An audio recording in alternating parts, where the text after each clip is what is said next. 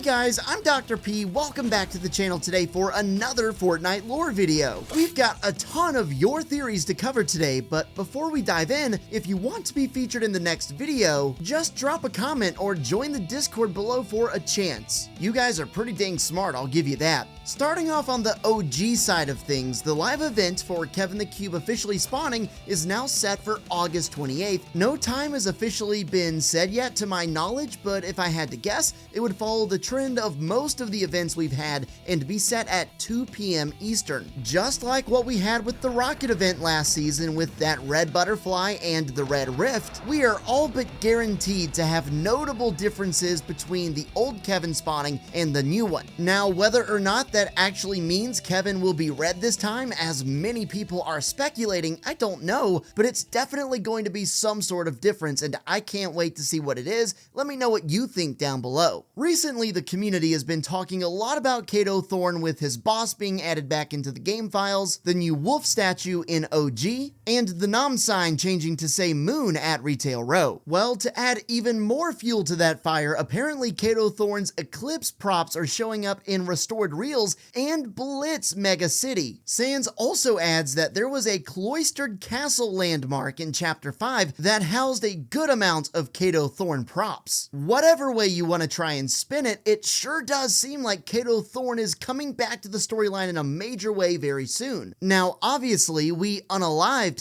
Thorne, so how would he come back? If he does come back, which there's a good chance, there's a couple of interesting theories I've seen as to how he could be reintroduced. One of my favorites comes from Daigo's Fate on Twitter, who says it would be cool if they're using Thorne to support the idea that if someone dies in Fortnite, they return to their original reality's afterlife, like how Midas died and ended up in the underworld. What if Kato is in the spirit realm after his death in Chapter 4? There are, of course, many theories that are saying the obvious answer is the clear-cut one, saying that his time machine is the reason that he'll be able to come back, at least in some other snapshot or form. Speaking of someone else who's coming back, we'll talk about them in a second, but first let's talk about this 0 Point Shard portal exit that is now on the map. As a part of the story quest, it's near Foxy Floodgate, and it very much appears to look just like what Hope drew in her vision. Now, the interesting thing here is that the Shard portal exit has two different modes. The first one is when you first encounter it. It's purple, it's glowing, it looks all ominous, and it's emitting a relatively loud noise. But as a part of the quest, you can actually analyze the anomaly, and once you do, it changes to a red color and shrinks a little bit. The noise gets much quieter, but a lot more creepy and scary. Jones himself would agree with that. Remember, this quest is all about the OXR's efforts to figure out why the bugs are able to come from the spirit realm without a portal, at least in the traditional sense. As a side note, it would appear as if Hope still has a good amount of accuracy in her visions. Now, as for how the rest of it goes, we'll have to see. Remember how pretty recently the Durburger actually rifted from the OG reality into the Blitz reality? That's pretty much all we needed to know that Blitz was going to be canon. With that in mind, the recent and upcoming updates into Blitz are pretty telling, man. For starters, kinetic ore is back on the island, which of course means the Citadel is back as well. Well, it's not exactly the Citadel, it's a very near replica, and it's called Oathbound Citadel. And of course, I would be remiss if I did not mention the leader of the Oathbound statue sitting right out front, a copy of Jano himself, otherwise known as the Ageless. We don't need to dive too deep into the background of the Ageless, but basically, he's Jano, and that's all you gotta say to get me excited. Now, that's not all that's relevant to this, as in Fortnite's words, Asteria, which is the Chapter 4 map, awakens in the next 4 weeks of Blitz updates. Chapter 4, 4 weeks? Quick shout out to Fortnite Lore Archive for joining the Discord and dropping this in there. He says, I'm starting to get a weird feeling about Blitz Royale. I mean, from the color scheme of the Blitz Night, to the Oathbound and Kinetic Ore being present on the island, to the upcoming Asteria Awakened week.